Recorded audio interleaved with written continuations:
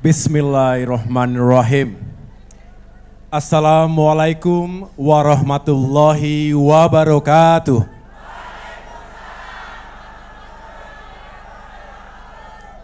Salam sejahtera untuk kita semua. Shalom. Om Swastiastu. Namo Buddhaya. Salam kebajikan. Alhamdulillah, kita telah memasuki tahun 2024. Tahun politik, tahun yang menentukan arah kepemimpinan Indonesia 5 tahun mendatang. Sekaligus tahun penuh harapan akan hadirnya kebijakan dan program-program pemerintah yang lebih berpihak kepada rakyat. Karenanya, di tengah-tengah perjalanan saya berkampanye di Jawa Barat ini, saya berhenti sejenak di kota Bandung, tempat saya dilahirkan, tumbuh kembang semasa remaja, hingga menemukan jodoh saya di sini. Di kota ini pula, Pak SBY menghabiskan lebih dari separuh masa pengabdiannya di militer. Untuk itu, dari kota perjuangan yang penuh sejarah dan kenangan ini, izinkan saya untuk menyapa dan berbicara kepada 204 juta rakyat Indonesia yang memiliki hak pilih pada tanggal 14 Februari 2024 mendatang.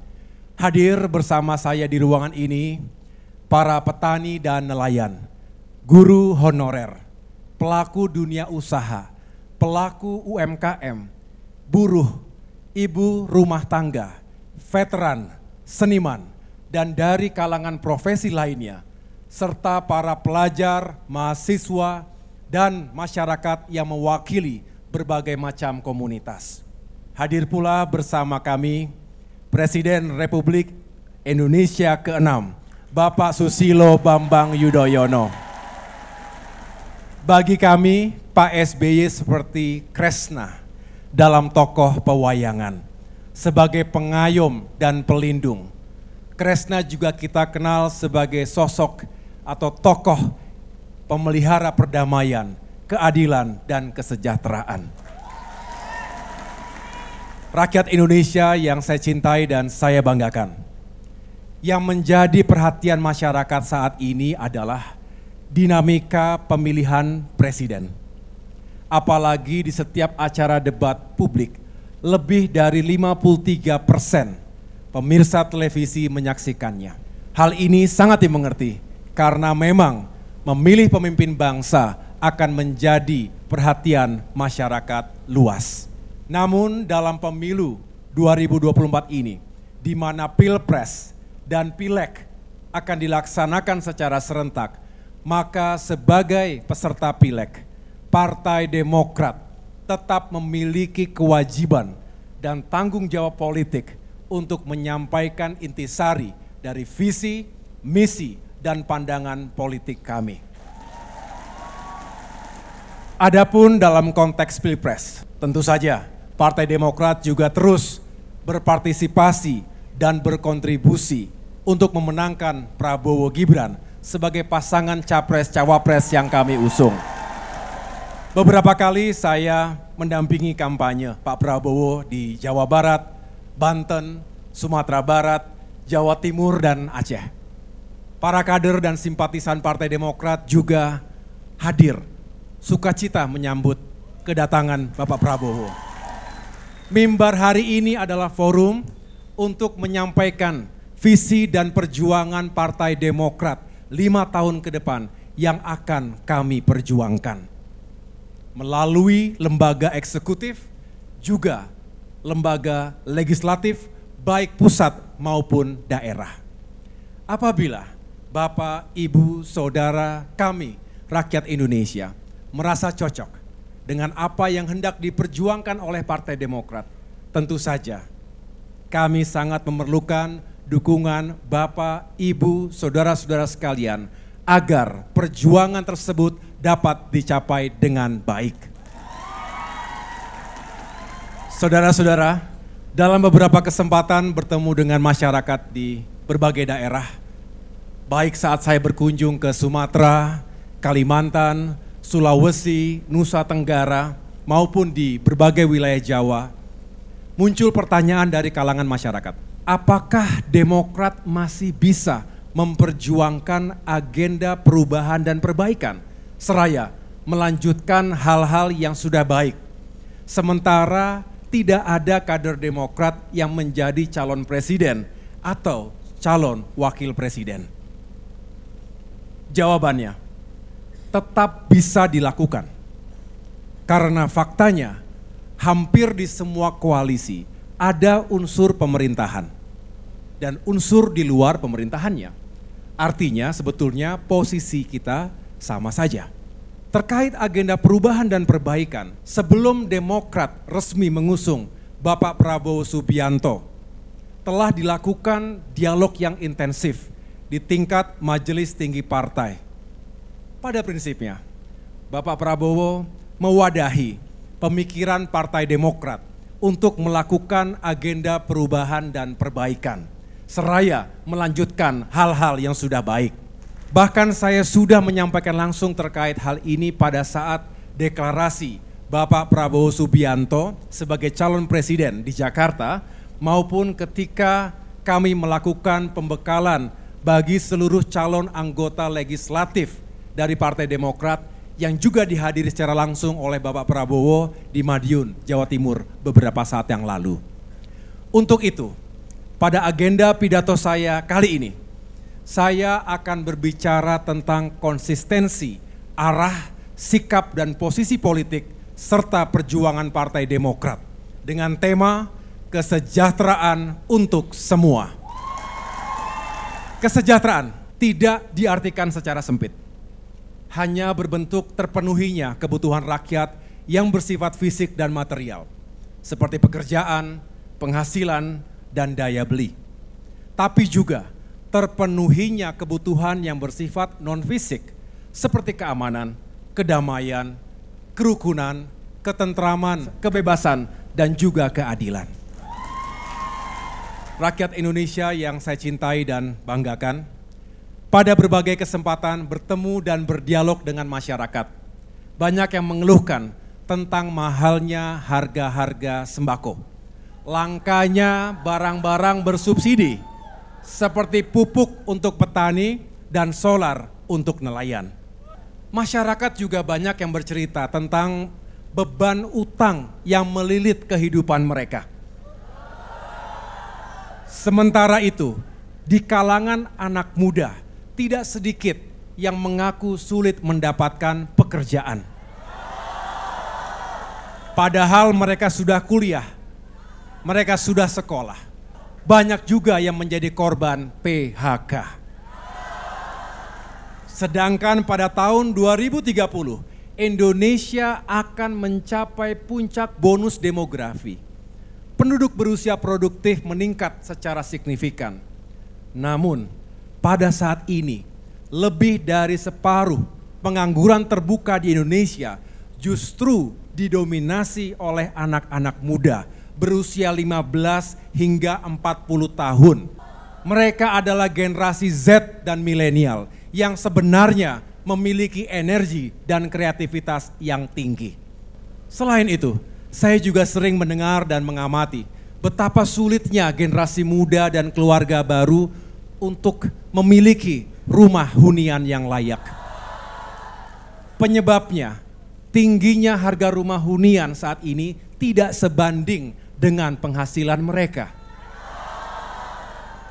Di sisi lain, ada fenomena di kalangan masyarakat yang semakin merasa takut untuk menyampaikan pendapat. Siapapun yang merasa lebih kuat ada kecenderungan untuk menekan yang lemah. Tersinggung sedikit, masing-masing pihak saling menuntut dan melaporkan. Situasi ini semakin kompleks dengan maraknya hoax dan ujaran kebencian. Jika kondisi ini dibiarkan, maka akan memecah belah persatuan dan kesatuan bangsa. Sementara itu, bangsa kita yang majemuk ini sangat rentan terhadap perpecahan. Masyarakat yang sejahtera tentu saja menginginkan kebebasan, keadilan, keamanan, kerukunan, kedamaian, dan ketentraman. Untuk mewujudkan kondisi tersebut, itu semua bukan semata-mata hanya menjadi tanggung jawab pemerintahan saja, tetapi juga menjadi tanggung jawab kita semua, kita bersama sebagai sebuah bangsa. Itulah mengapa Partai Demokrat telah memikirkan dan merumuskan secara seksama agenda perubahan dan perbaikan seraya melanjutkan yang sudah baik agar tidak hanya menjadi janji-janji belaka.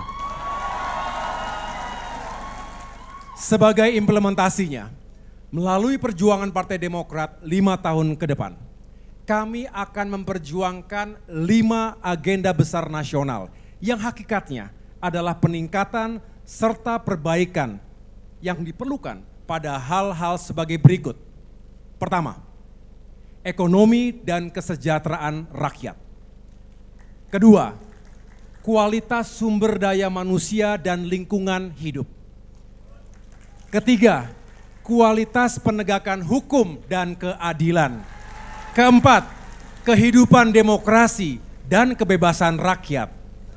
Dan kelima, tata kelola pemerintahan.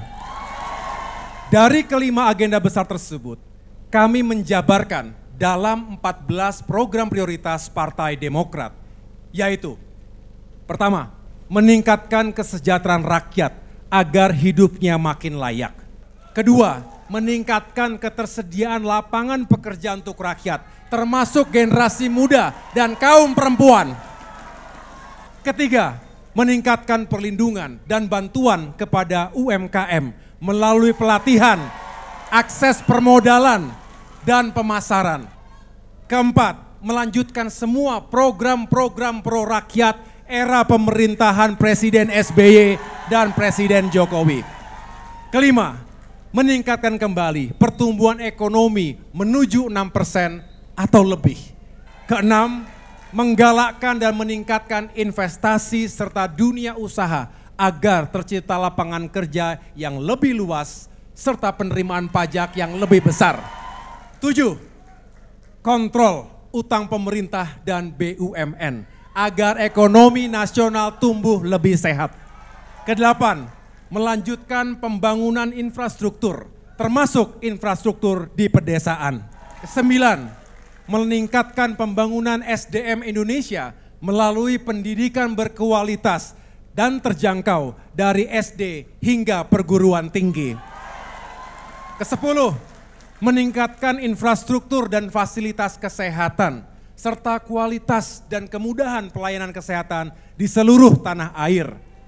Kesebelas, menyelamatkan bumi dan lingkungan kita yang makin terancam oleh krisis iklim. 12, menjamin penegakan hukum termasuk pemberantasan korupsi yang dilaksanakan secara adil dan tidak tebang pilih. 13, meningkatkan kualitas kebebasan sipil dan kemerdekaan pers untuk menjaga dan merawat pilar-pilar demokrasi. Dan terakhir, ke-14, menjaga nilai-nilai kesetaraan dan keseimbangan antara lembaga negara sesuai prinsip checks and balances dalam sistem presidensial. Dari 14 program prioritas tersebut, fokus utama kami tentu bagaimana meningkatkan kesejahteraan untuk seluruh rakyat Indonesia. Demokrat akan menjadi garda terdepan dan motor penggerak untuk upaya itu. Orientasi pembangunan yang dianut Partai Demokrat adalah people first. Rakyat tidak boleh susah, harus makin sejahtera. Rakyat tidak boleh susah, harus makin sejahtera. Caranya, kita harus mengejar pertumbuhan ekonomi yang tinggi, 6% atau lebih. Kita harus terus perbaiki iklim investasi untuk menunjang pembangunan, tentu pembangunan yang tidak harus merusak lingkungan.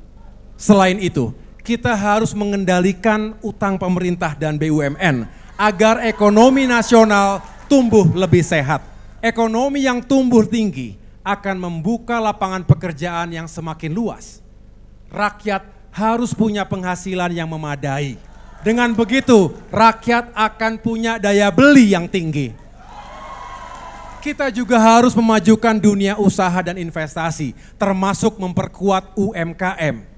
Di antaranya dengan memberikan insentif permodalan,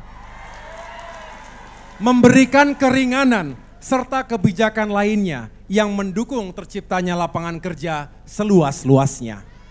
Jika dunia usaha maju, kaum buruh dan para pekerja juga lebih sejahtera dan tidak dihantui oleh ancaman PHK.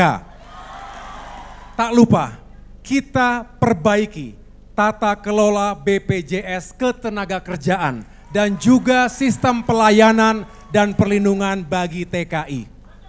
Selain itu, Partai Demokrat akan memperjuangkan agar harga-harga kebutuhan pokok menjadi lebih murah.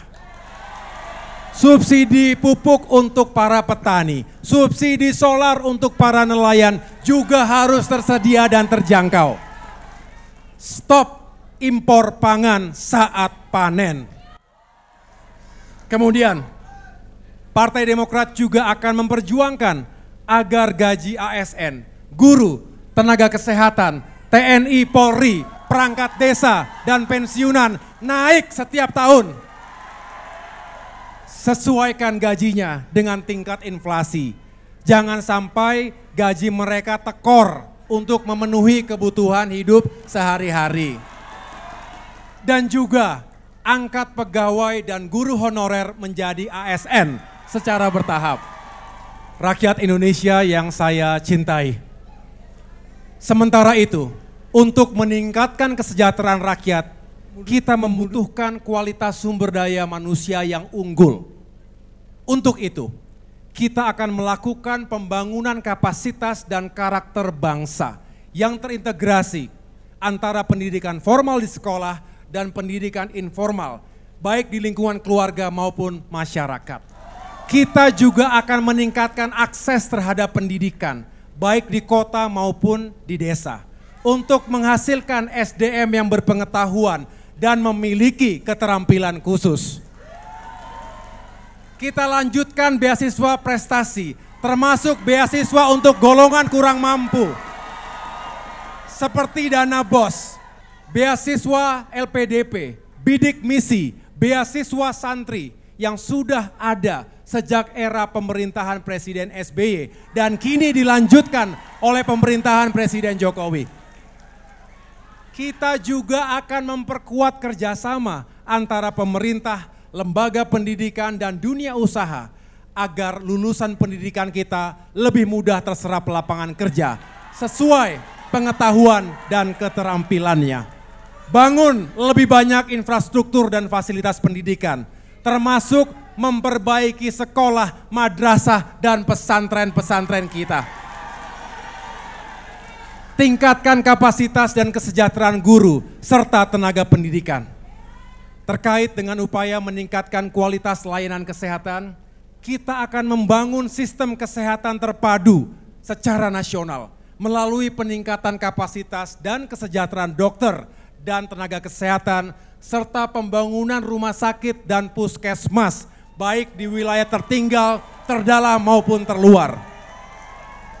Kita juga akan memperbaiki kualitas layanan dan tata kelola BPJS Kesehatan. Keberadaan BPJS Kesehatan yang telah digagas dan diundangkan sejak era pemerintahan Presiden SBY merupakan wujud keberpihakan negara pada yang lemah. Ketika rakyat miskin sakit, negara hadir untuk memberikan jaminan layanan kesehatan yang layak. Ke depan tidak boleh lagi ada antrian BPJS yang sangat panjang dan melelahkan. Yang tidak kalah penting, kita juga akan terus memperjuangkan anggaran wajib untuk sektor kesehatan minimal 5% dari APBN. Hadirin sekalian, rakyat juga menginginkan pembangunan ekonomi tetap diimbangi dengan terjaganya demokrasi, kebebasan, dan penegakan hukum yang adil. Untuk itu, Partai Demokrat akan memperjuangkan kebebasan sipil dan demokrasi di negeri kita. Demokrat akan menjamin hak rakyat untuk berbicara, berpendapat, dan berpartisipasi dalam kehidupan politik berbangsa secara sah dan konstitusional. Kami juga akan mengawal agar penegakan hukum termasuk pemberantasan korupsi berjalan seadil-adilnya dan tidak tebang pilih. Hadirin sekalian, rakyat Indonesia yang saya hormati. Kami mengerti keadaan Indonesia saat ini, termasuk keadaan ekonomi, khususnya kemampuan fiskal dan keuangan negara. Karenanya, 14 program prioritas Partai Demokrat yang saya sampaikan tadi, kami yakini bisa dilaksanakan dan dicapai sesuai dengan target dan sasaran. Karena menurut kalkulasi kami, semua masih dalam batas kemampuan keuangan dan anggaran negara. Selain itu, hampir semua program-program tadi sudah pernah dilakukan oleh Presiden SBY dengan hasil yang nyata. Baik itu capaian ekonomi maupun capaian peningkatan kesejahteraan rakyat yang sudah terbukti hasilnya. Alhamdulillah, di era pemerintahan Presiden SBY, ekonomi Indonesia tumbuh rata-rata 6%. Sukses menciptakan 10 juta lapangan kerja baru.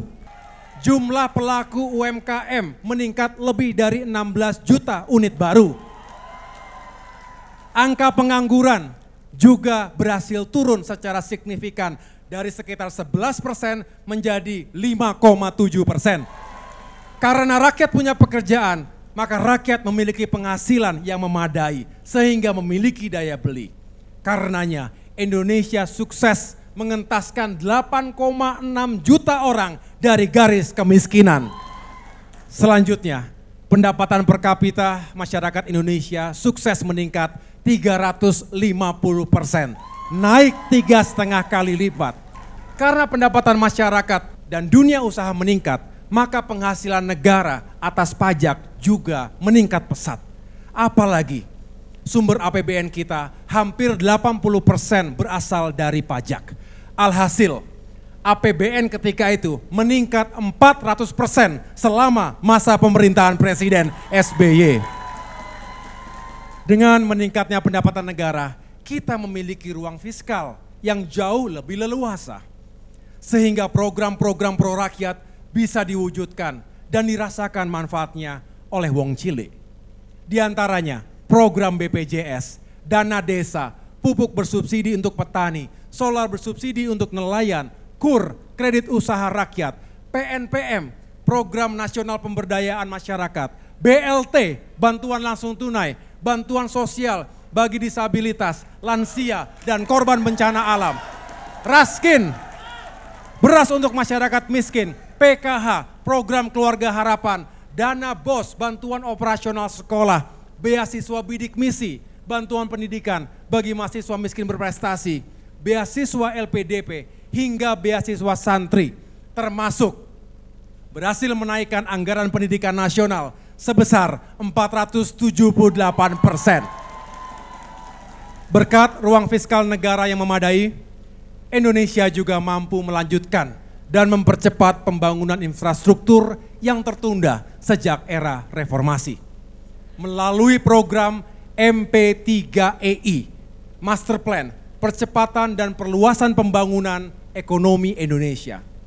Bandara Kuala Namu di Sumatera Utara dan Bandara Sepinggan di Kalimantan Timur, Jalan Kelok 9 di Sumatera Barat, serta Jalan Tol Bali Mandara di Bali adalah beberapa contoh pembangunan infrastruktur di era Presiden SBY. Selain infrastruktur transportasi, ruang fiskal negara saat itu juga memungkinkan untuk membangun infrastruktur di bidang energi, infrastruktur pendidikan dan kesehatan, serta memodernisasi besar-besaran alutsista TNI dan Polri. Namun, pembangunan aspek manusia tidak ditinggalkan. Buktinya, gaji ASN, guru, TNI, Polri dan pensiunan naik setiap tahunnya. Selama 10 tahun, kenaikan gaji terjadi 9 kali dengan total kenaikan 112%. Yang tak kalah pentingnya, pemerintahan SBY juga sukses mengangkat 1,1 juta pegawai dan guru honorer menjadi ASN secara bertahap dan sesuai kemampuan keuangan negara. Selain berhasil membangun ekonomi dan meningkatkan kesejahteraan rakyat, pemerintahan era Presiden SBY dan Partai Demokrat berhasil mewujudkan perdamaian Aceh serta menuntaskan penyelesaian konflik vertikal dan horizontal lainnya seperti di Papua, Ambon, Sampit, dan Poso. Pemerintahan Presiden SBY dan Partai Demokrat juga berhasil mengakhiri embargo militer dunia internasional, melunasi hutang IMF pada tahun 2006 sebelum jatuh tempo, serta untuk pertama kalinya Indonesia berhasil masuk menjadi anggota G20 pada tahun 2008. Ketika itu Indonesia semakin dihormati dan disegani oleh dunia internasional.